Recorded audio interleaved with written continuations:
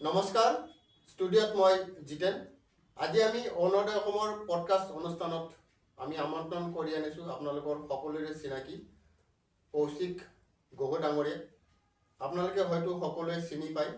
কৌশিক গগৈ ডাঙৰীয়া। গতিকে আমি তেখেতৰ লগত আজি দুই এটা কথা পাতিম। শৈশৱ, ভৱিষ্যত, বৰ্তমান আৰু তেখেতে বৰ্তমান কি কৰি আছে, সকলো কথা আজি আমি এই পডকাষ্ট অনুষ্ঠানত তেখেতৰ লগত আমি কথা পাতিম। এই কথা পতাৰ আগতে আমি যিহেতু আজি আমি কৌশিক গগৈ ডাঙৰীয়াক আমাৰ পডকাষ্ট অনুষ্ঠানত আমন্ত্ৰণ কৰি আনিছোঁ, তেখেতক আমি প্ৰথমতে এখন ফুলাম গামোচাৰে তেখেতক সম্বৰ্ধনা জনাম। তাৰপিছত আমি তেখেতৰ লগত দুই এটা কথা পাতিম। আহকচোন। এয়া আমি পোনে পোনে আমি সম্বৰ্ধনা অনুষ্ঠানলৈ আগবাঢ়িছোঁ।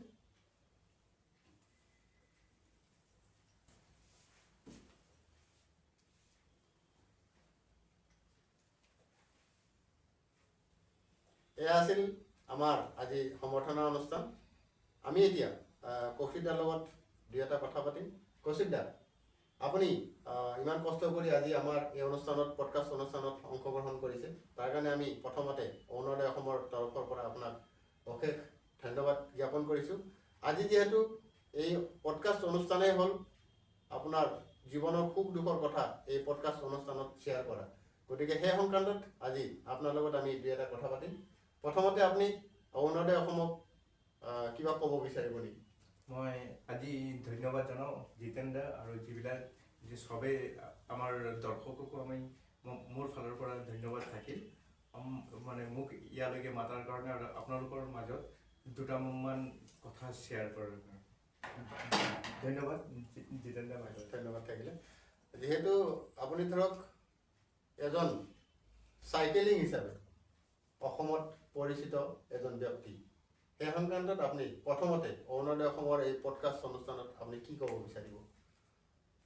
আচলতে চাইকেলিংটো মোৰ বহুত ভাল লাগিছে আৰু মোৰ ল'ৰাই যেতিয়া চাইকেলিং কৰিছিলে 2017, তেতিয়া মই দেখা পালোঁ যে ল'ৰাক মই গৈ পেলাই ঢুকি নাপাওঁ।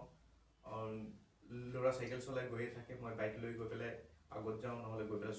ৰখিব লাগে। তেতিয়া মাইণ্ডত আহিল যে মই এটা চাইকেল ল'ব লাগে আৰু চাইকেলিংটো এটা ভাল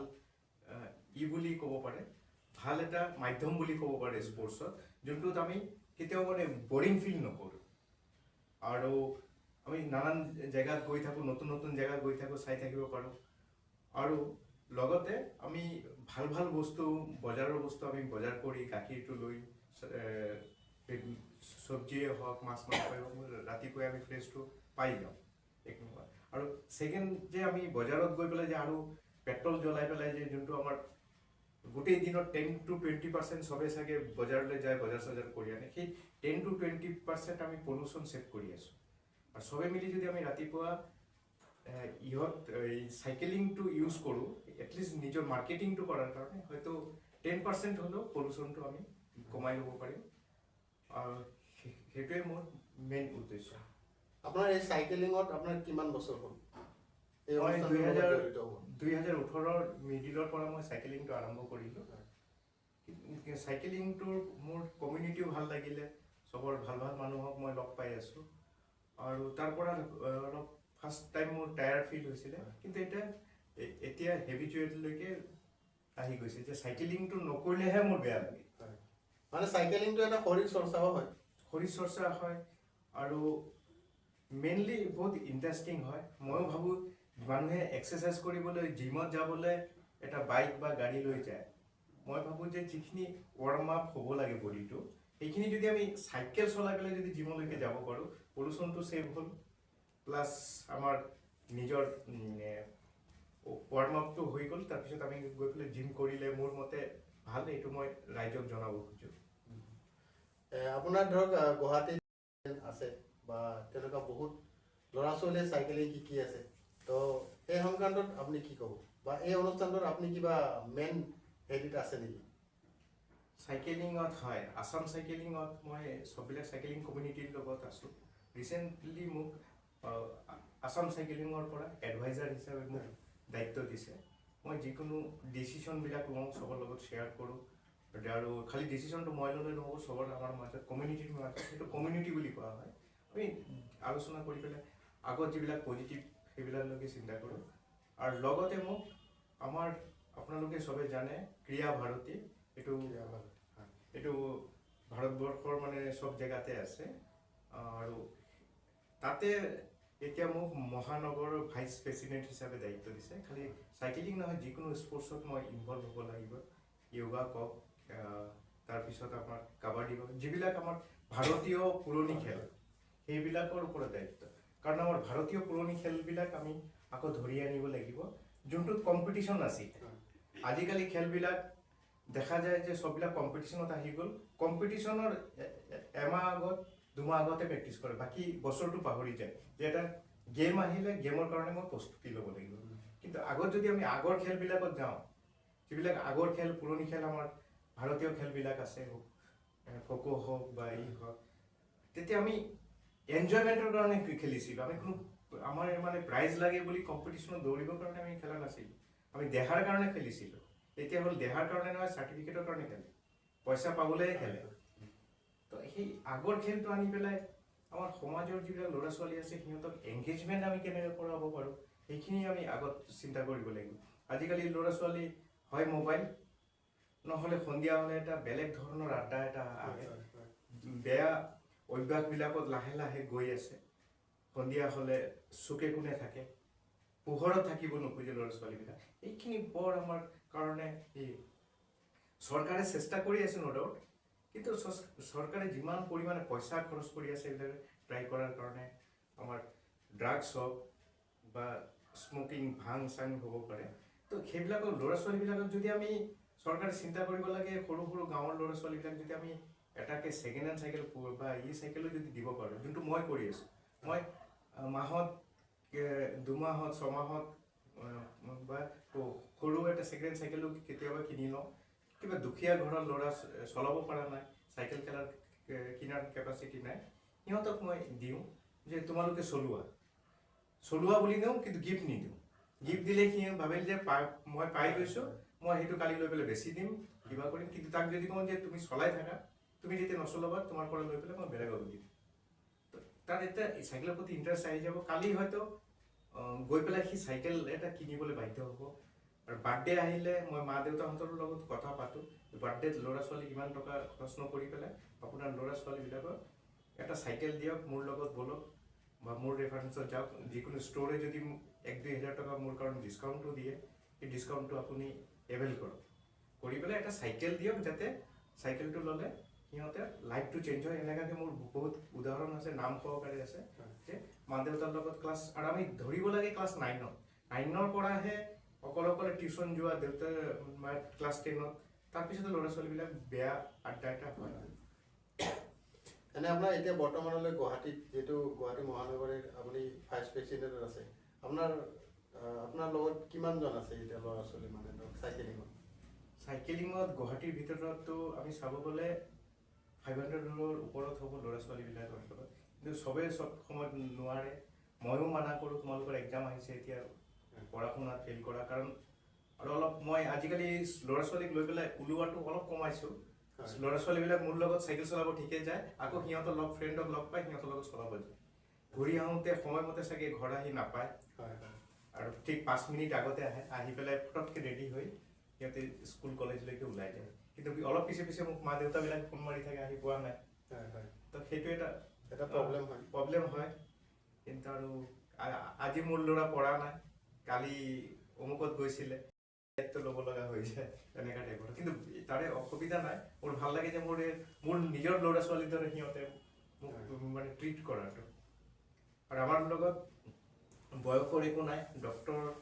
লয়াৰ ইঞ্জিনিয়াৰ ডাইৰেক্টৰ চবৰে আমাৰ লগত আছে আমাৰ লগত থাকিলে সিহঁতে এটলিষ্ট এটা বস্তু শিকে সমাজত এজন সিজনৰ লগত যোনটো ৰেচপেক্ট দিয়া চিষ্টেমটো সেইটো শিকি আছে যোনটো আজিকালি মানে ল'ৰা ছোৱালীয়ে পাহৰি যোৱা হ'ল যে মোৰ ঘৰৰ ওচৰত খুৰা আহি আছে মই অলপ আঁতৰি নিওঁ ইয়াতে আড্ডা মাৰাটো ভাল নহয় মানে ৰেচপেক্টটো একেবাৰে নাইকিয়া হৈ গ'ল আজিকালি সমাজত আমাৰ লগত থাকিলে অলপখিনি ৰেচপেক্টটো শিকিব পাৰে গতিকে যিহেতু ধৰক আপুনি 18 চনৰ পৰা চাইকেলিং কৰিছে মোটামুটি 6 বছৰ ৰানিং 7 বছৰ ৰানিং হয় নাই মাজত মোক কৰোণা হওক হয় হৈছে এতিয়া মানে এইটো বিষয় লৈ এই চাইকেলিঙৰ বিষয় লৈ আপুনি দৰ্শকক কিবা মেছেজ দিব বিচাৰিব নেকি মানে চাইকেল চলালে আচলতে কি হয় বহুতে ধৰক চাইকেল চলাব আজিৰ দিনত নাজানে বা নচলায় বা চাইকেল চলালে কি হয় সেইটো সংক্ৰান্তত আপুনি অৰুণোদয় অসমৰ এই পডকাষ্ট অনুষ্ঠানত দৰ্শকক কি ক'ব বিচাৰিব চাইকেল চলালে বেনিফিট বহুত আছে হয় আমি ৰাতিপুৱা উঠা অভ্যাসটো কৰি দিম সেইটোত আহি যায় অট'মেটিকলি যে ৰাতিপুৱা উঠিয়ে আমি চাইকেল চলাব লাগে এই ৰাতি যে 12টালৈকে মোবাইল পিটিকি ফুৰা সেইবিলাক অলপ চেঞ্জ হ'ব কাৰণ তাৰ বডিটো টায়াৰ্ড হৈ যাব সি 10টা 11টাত বেডত যাব লাগিব আৰু বেমাৰ নহয় মেইনলি যোনবিলাক আমাৰ আজি খোৱাবিলাক যোনবিলাক আজিকালি সাৰৰ তো সেইবিলাকৰ ওপৰতো আমি কৰি আছোঁ যে ভালকৈ যাতে সিহঁতে কৰিব পাৰে এনেকৈ যদি ৰেগুলাৰ চাইকেল চলায় বহুত বেমাৰৰ পৰা হাত সাৰিব পাৰে এতিয়া আমি জানিম আপোনাৰ শৈশৱৰ কথা যিহেতু ধৰক এইটো পডকাষ্ট অনুষ্ঠান মানে ধৰক দৰ্শকে জানিব বিচাৰে যে আপুনি সৰু কালত কেনেকুৱা আছিলে সৰু কালত মই এটা বিশ্বনাথ চাৰিআলি গাঁৱৰ পৰা ডাঙৰ হোৱা সৰুৰ পৰা মই বহুত ফুটবল খেলি ভাল পাওঁ আৰু আগতকৈ মোৰ খেলতে বেছি ইণ্টাৰেষ্ট আছিলে মা দেউতা মোক খেলৰ কাৰণে খুৰাক তাত পঠাইছিল ঢেকীয়াজুলি তাতে মই ক্লাছ 9-10লৈকে খুৰা নেতাজী স্কুলৰ প্ৰিন্সিপাল আছিল বুলি তাতে পঠাইছিলে তাতে ক্লাছ 9-10 মই পঢ়িলোঁ পঢ়ি পাছ কৰাৰ পিছত আকৌ মই বিশ্বনাথ চাৰিআলি গৈ পেলাই বিশ্বনাথ কলেজলৈ পঢ়িলোঁ তাৰপিছত কম্পিউটাৰ লৈ পেলাই আৰম্ভ কৰিলোঁ তাও মই মোৰ মাজত স্পৰ্টছ মই বাদ দিয়া নাই স্পৰ্টছটো মই কণ্টিনিউ ৰাখিছোঁ আৰু সেইবিলাক চাই পেলাই মোৰ ল'ৰাও মানে পাছ কৰাৰ পিছত মোৰ ভাল এটা চাইকেলেই বিচাৰে সি মোক স্কুটাৰ নিবিচাৰে বা একো নকৰে সেইটোৱে আমাৰ মেইন উদ্দেশ্য আৰু আজিকালি দেখা যায় যে ল'ৰা ছোৱালীবিলাক ডাঙৰ হৈ স্কুটাৰ এটা বিচাৰে মা দেউতাহঁতেও টেনশ্যনত থাকে আৰু এটা স্কুটাৰত 2-3জন বহি পেলাই যায় মেইন স্পীডত চলায় বা কাটিং চলায় আৰু দেখা পাওঁ যে তোমাৰ দেউতাৰ স্কুটাৰ ইমানেই স্পীড নেকি আৰু নাই নেকি সেইবিলাকত আমি নানান ধৰণৰ এক্সিডেণ্টবিলাক হয় এতিয়া চাইকেল চলালে এক্সিডেণ্টৰ পৰা ল'ৰা ছোৱালীকেইটা বাচি আহে সেইটো এটা মেইন উদ্দেশ্য কিন্তু চৰকাৰেও সহযোগ কৰিব লাগিব আমাক চাইকেলিং লেন দিব লাগে আজি কালি ল'ৰা ছোৱালী চাইকেল নচলাই ৰিজনটো হ'ল ৰাস্তা নাই গাড়ীয়ে খুন্দিয়াব নেকি তো সেইকাৰণে আমি ভাবোঁ যে নাই আমাৰ যদি চৰকাৰে এটা লেন দিয়ে আমাৰ 2 কিলোমিটাৰৰ দূৰত্বৰ office school college up down কৰিব কৌশিক দা আপুনি শৈশৱৰ কথাটো ক'লে বৰ্তমান আপুনি ধৰক চাইকেলিঙৰ বাহিৰে আপুনি কি কৰে চাইকেলিঙৰ বাহিৰেও মই ছ'চাইটিত যিবিলাক স্পৰ্টছ লৈয়ে হওক বা ছ'চাইটি ডেভেলপিঙৰ কাৰণে যিবিলাক কাম লাগে সববিলাকত মই ইনভলভ আৰু চবে মোক মাতে গধূলি হ'লে মই বেছিভাগেই এংগেজ হৈ থাকোঁ ক'ৰবাত যদি চাইকেল ৰেলী আছে ক'ৰবাত যদি কিবা অনুষ্ঠান আছে সিহঁতে আলোচনাৰ কাৰণে মোক মাতে কিবা ছাজেশ্যন হওক বা আমি প্ৰগ্ৰামটো কেনেকৈ ছাকচেছ কৰিব পাৰোঁ খালি এটা প্ৰগ্ৰাম ছাকচেছটো একদিনতে হৈ যায় হয় কিন্তু তাৰ বেকগ্ৰাউণ্ডত যে এটা কিমান ডাঙৰ এফৰ্ট লাগে সেইটো মানুহে চবে চাগে উপলব্ধি কৰে তাক গ্ৰাউণ্ড লেভেলত কোনখিনি জেগা আমাৰ কিমান মানুহ চাইকেল চলাই যাব আৰু লগতে সেইটো ৰাস্তা ছেফ আছে নে নাই ইমানখিনি বহল আছে নে নাই কিমান ট্ৰেফিক থাকে বহুতখিনি আমি ষ্টাডি কৰিব লগা সেইকাৰণে সিহঁতে মাতে নানান অনুষ্ঠানে যে কৌশিক আহিবা অলপ ছাজেশ্যন দিবা তেতিয়া মই আকৌ ৰুট চেঞ্জ কৰিব লগা হয় যে আপোনালোকে ইফালদি নগৈ পেলাই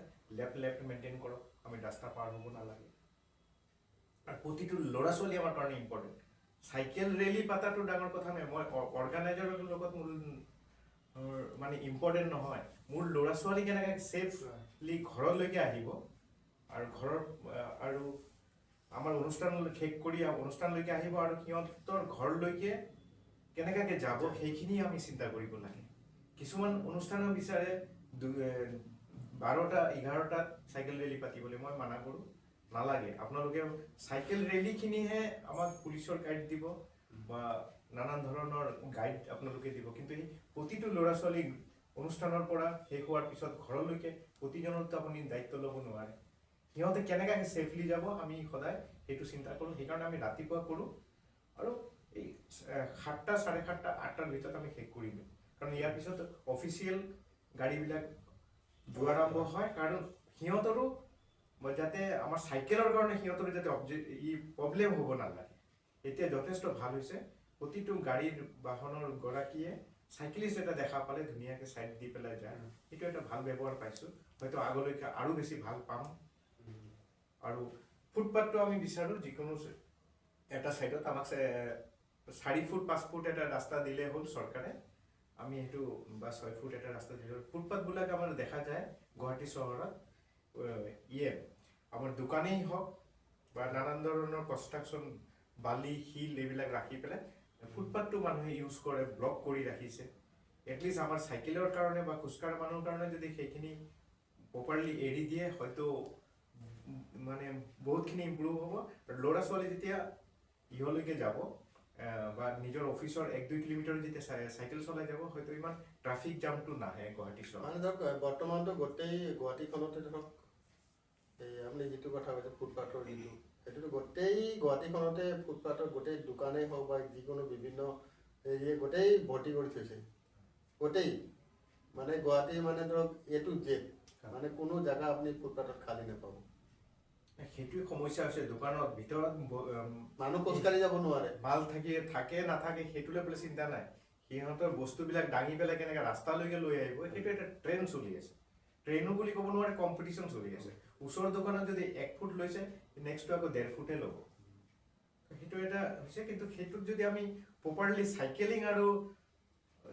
ৱাকিঙৰ মানুহ খোজকঢ়াৰ কাৰণে যদি মানুহক ছেভ কৰি দিওঁ, ময়ো ৰাস্তাত মানুহৰ লগত কথা পাতোঁ। কিছুমানে নজনা মানুহ নতুনকৈ গাড়ী লৈছে, আহি পেলাই কয় যে তুমি চাইকেল চলাই আছা, চাইকেল চলোৱা ৰাস্তা এইটো নেকি? আৰু ৰাস্তাটো চবৰ কাৰণে, খোজকঢ়া মানুহজনৰো তাৰ আছে, ৰাইট আছে, তাৰো এটা অধিকাৰ আছে, সি খোজকাঢ়ি যাব পাৰে। এইটো চাইকেলিঙৰ কাৰণে বুলি নহয়, চবৰ কাৰণে